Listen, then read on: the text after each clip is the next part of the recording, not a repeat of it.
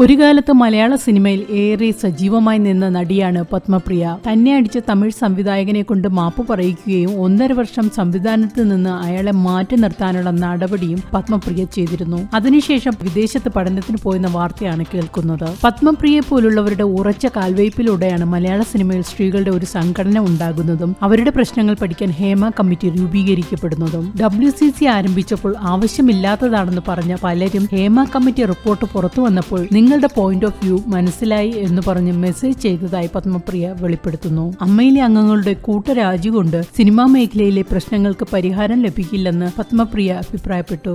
എനിക്ക് 25-26 വയസ്സുള്ളപ്പോൾ ഇപ്പോഴത്തെ ഒരു ലീഡിംഗ് പ്രൊഡക്ഷൻ മാനേജർ എന്നോട് ചോദിച്ചു, ഇത്രയും പ്രായമായില്ലേ, ഇനി നിർത്തിക്കൂടെ എന്ന്. 60-70 വയസ്സായ നായകന്മാർ ഇപ്പോഴും മരഞ്ചുറ്റി പ്രേമം അഭിനയിക്കുന്ന മലയാള സിനിമയിലാണ് നായികമാരുടെ ഇത്തരം ചോദ്യം ഉയരുന്നത് എന്ന യാഥാർത്ഥ്യം നാം മനസ്സിലാക്കേണ്ടതുണ്ട്.